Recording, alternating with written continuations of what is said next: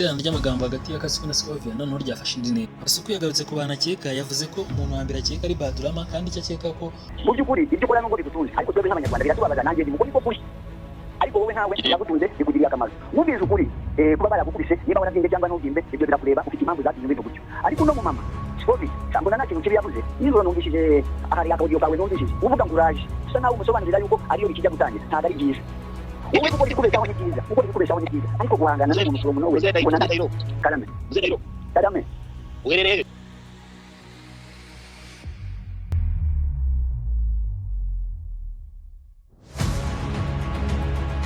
iterana ry'amagambo hagati ya Kasuku na Scovia noneho ryafashe indi ntera. Abaturage benshi cyane bahamagaye kuri Radio 10 baburira Kasuku bamubwira ati gabanya iterana ry'amagambo ubwira Scovia ibyo ushaka ndetse kandi wirinde gukomeza gutukana cyane kuko twebwe ntabwo twishimiye ibyo ngibyo, hitamo ibyawe wahisemo gukora kandi nawe umureka kuri ibyo yahise. Mu kiganiro Radio 10 yagiranye na Kasuku yamubajije ku bintu bigiye bitandukanye.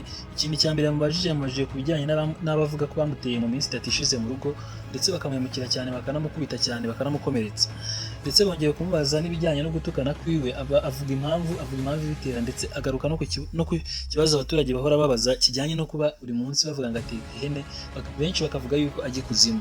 Benshi bibaza impamvu ayo mafaranga fusha ubusa ateka ihene nimba agaruka. Kasuku ibyo byose yabisobanuye muri kino kiganiro, asobanurira ku iterana ry'amagambo hagati yiwe na Scovia ndetse yongera kugaruka ku mpamvu atukana cyane, avuga n'impamvu vuga n'abakeka ko bamuteye mu rugo rwiwe hariya muri Mongolia.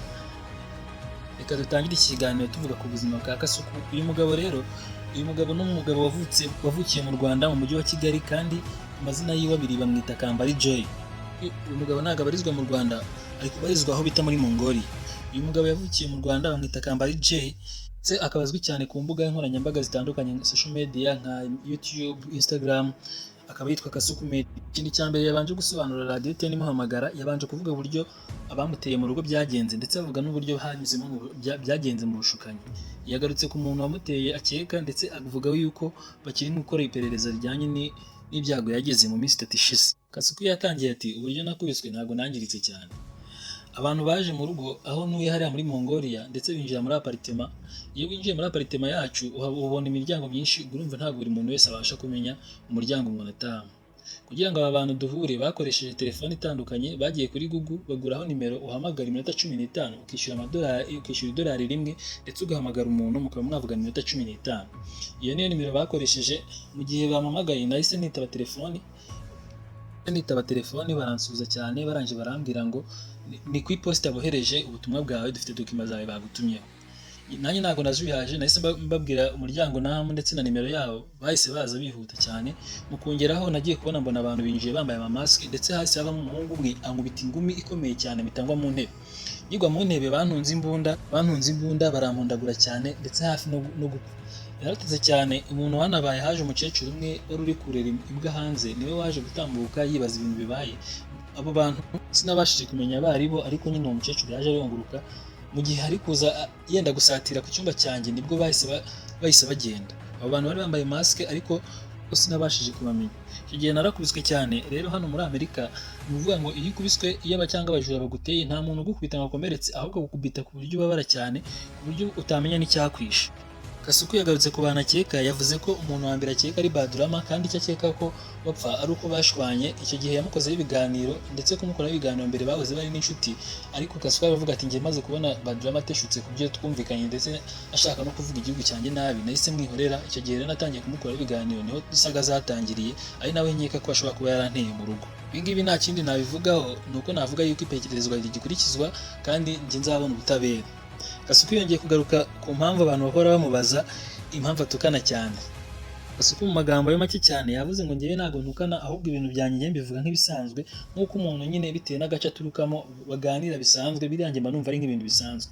Yongeye kugaruka ku kibazo kiri hagati yiwe na Scovia. Yavuze ati ngewe Scovia nta kibazo mufiteho, ahubwo nuko yewe yanshotoye nanjye ndamusubiza. Iyo umuntu anshotoye nanjye ndamusubiza, ntabwo njya mpfa gushotora umuntu, njye nsubiza uwanshotoye.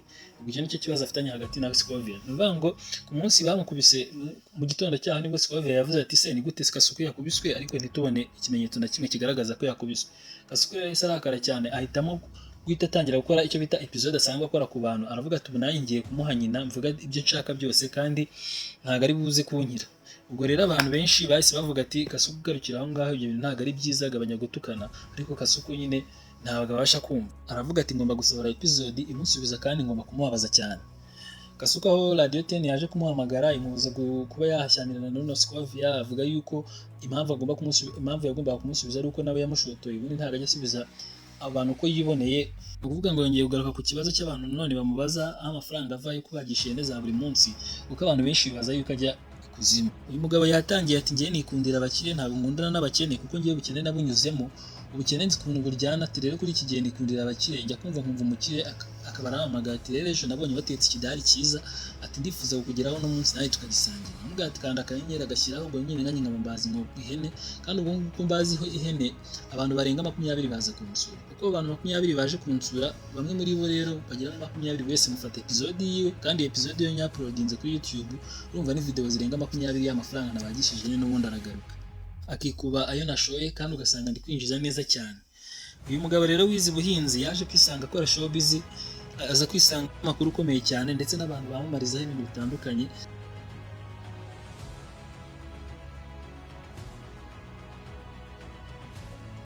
Kandi na Kasuku ngendeka gira vuba vuba. Thank you for education. Kasuku rero sore ku byakubayeho ntawanezezwa nuko wahuye n'abagizi ba nabi, ariko Imana ishimwe kuko yagusigiye amahoro. Jewe rero nani kibazo ndi bukubaze, kuko ibyo ukora wowe nabikubereye ubona ari byo byiza kandi biranagutunze. Ariko jewe ikintu ndi bukubwire mu magambo magufi, mu by'ukuri ibyo ukora nubwo bigutunze, ariko twebwe nk'abanyarwanda biratubabaza, nanjye ndi mukuri ko kuri, ariko wowe ntawe yagutunze bikugiriye akamaro. Mubwize ukuri kuba baragukubise, niba warazinze cyangwa ntugimbe, ibyo birakureba, ufite impamvu zatumye ubivuga gutyo. Ariko no mu mama Scovi cyangwa nta kintu kibi yavuze, nizo numvishije ahari akaudio kawe numvishije uvuga ngo uraje, gusa nawe umusobanurira yuko ariyo bikijya gutangira, ntabwo ari byiza. Wowe gukora ibikubeshaho ni byiza, ariko guhangana n'umuntu from nowhere Karame uherereye ngewe merereye Nyagatare. abantu ba Nyagatare zarya biga karangazi batsurize Kabyare ndabasuhuza, nabo ndumva bari bukunde kuko bumva Radio DC ni benshi.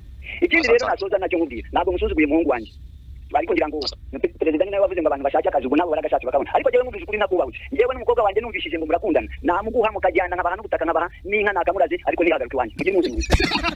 Kasuku umusaza kwambije kaburungu bayago umukobwa ariko akaba n'ubutaka n'inka, ariko ntabwo umukobwa yazamugabira mu umusaza mwiza cyane gusa byumva nyine ariko ni wakandagira kwa so wakandagira. Reka twakira.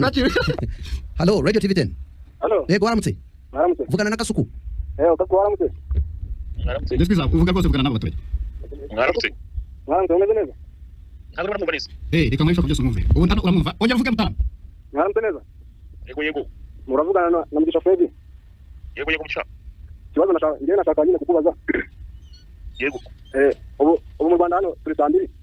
Sambiri na 35 bazavuga bari kuvuga mugera mu masaha pause amasegonda arahenda. Yego. Uherereye uretse gato wakomeze no kwerekana ahantu wenda wakomeze ngo hano, ariko byibaza ntabwo bangaje kwizo turashimira twake mwizumira kirama nawe Vugana na Kasuku. kubikoresha amasegonda 30. Kasuku kora content ariko urumva kirama nawe ngano gagadiswe no kuntu Scovia ura muntu niba yakuvuze singo ndango ngataje kuri yago shaka ko turashimira twake mwizumira kizari, ariko gerageza kubaha abantu manje ntabwo umuntu agize nawe kugira izina kugira uretse gato ntabwo uko umuntu agize none ngiye mbigenderemo. oya ntabwo yakuvuze nabi yaratenguraga akibaza nose wakuvuze no kwerekana ahantu wenda wakomeze ngo hano, ariko byibaza ntabwo bangaje kwizo none se we ni igisambo si igisambo yabifunze Ndetse Scovia ntabwo ari igisambo, ni umuntu mwiza kandi ntabwo yakuvuze nabi, yakututse none yabifunze. Kasuku umva ibyo twaganiriye imbere y'ikiganiro byubahiriza. ntabwo yakututse ntabwo igeza Robinson sawa mweke natumva impanuro z'umwana ubwo nakazi kiye. Urakoze Robinson. Reka twakira. Umusaza rwanwe umwana rwanwe. Reka Reka twakira undi. Hello Radio TV 10. Waramutse witwa nde? ntabwo ushaka kwivuga izina ndi Rubavu. Uri Rubavu ngaho uvugana na Kasuku. Kasuku rero icyo namubwira, ariko kuvuga ntabwo ugiye kugira Ngo nta nama zabashaka gaho mubwira. umwana muri izina agakizwa urutozi. Ibiganiro byadakora tujya tumwumva pe tunamukunda, ariko ajya agerageza atange inama nzima ku buryo umwana yamwumva akavuga ati wenda uyu muntu yagira umuntu inama, ariko Kasuku ntabwo yagira umuntu inama pe, ntabwo yamwita abahanzi. Iki cyane inyani bane Kasuku. Bakwifatiye ku gahanga. Bakira abandi ugenda wandika niba umwana wagukeje. Reka twakira undi. Twakira undi. Hello. Reka bakuhambe kamubwira abamye benshi. Waramutse witwa nde? Usengiyumva. Pacifique Pacifique ngaho uvugana na Kasuku. Kasuku ni umuntu twemera cyane hano Nyamirambo, atubwira ibigaragara rwose akabibwira tukumva turamukunda. Kasuku yo Kasuku wamupango ndakwemera cyane. asante sana. Tubwira ibigaragara rwose byanze kumva. Ibaze ibyo byose bari imyotinga Ntabwo biri guhita sana urimo kubyumva abantu bose barimo kubyumva humura. Oya biri live umva Kasuku ikiganiro kiri live. Ibigaragara bibwira twemera. aze ko perezida wa mayinka agahita Umva kandi n'ufana wa Katino. Kasuku yo bitewe n'ukuntu wemera ngeta na Scovia mbabarira rwose Scovia ndamukunda kandi ndamukunda mbabarira Scovia mbabarira ubu mutujeho utubwirira ibigarasha Scovia mumubarira pe ngo Scovia ntumugarure urumva Scovia tubabarira kumukunda kandi ndagukunda uri musa mu yabantu cy'uko umva umusa yes urone waje kumunsabira yego waje kumunsabira kandi akandika Scovia nawe rwose ahari ngeze ko ari kunyumva na tete kuvuga mu kiganiro ubu tubwirira ibigarasha okay ubutumwa bwatambutse ko atakuvuzeho nawe utamuvuga urakoze cyane wamutse uramenya wowe usore gaza ndi umuswa wakina gaza reka twakira undi wewe n'umuhanga rwose nanjye Kasuku katwakira undi hello radio TV 10 radio TV 10 ngamutse waramutse witwa nde nitwa Jean Jean ngavugana na Kasuku waramutse yego mbere na mbere turagushimiye hari uruhande rwiza wafashe rwose abanyarwanda udusobanura baravuga nabi igihugu urabasura turabamenya baraceceka icyo kintu twakigushimiye cyane asante sana ikindi cya kabiri nakwifuriza pole rwose asante sana bakeneye kureba inguma kugira ngo byemere oya pole sana rwose pole uya niyo umuntu abyibushye bakagira ukuguru mukomeretsa ntabwo bigaragara cyane pole sana nta murozi wabuze umukara cyane Kasuku ikindi nyine nuko nyine habaho fair play abantu twajya twihanganirana ntabwo umuntu wese kuvuze nabi nawe wamusubiza nabi ariko bari abantu babanzi b'igihugu rwose ujye ubaduhabiriza kabisa umushinga umunyabwenge Kasuku ari umunyabwenge okay reka tubakwe n'abafana bawe twakira undi hello radio TV 10 waramutse witwa nde Manuel komezanya na Kasuku warakumva cyo mubwira cyo gukurikirana ariko wewe nawe urasa ku bantu bakurashiho yewe ngabo kwigwanira kandi uko rimwe na rimwe ujye kubita hababaza tugerageza ushira n'inyoroshyo gakeya ariko wakuvuga ntabwo yo kutamuvuga Manuel umunyabwenge akoze cyane twakira undi yes radio TV 10 yego ninde tuvugana umambasaderi wa JDC ibo mu rugero mu gisa ngaho uvugisha Kasuku bali sasa hivi mzuri baba vipi na mimi napenda sana kwa kitu inatia tu wale wetu wenyewe abakina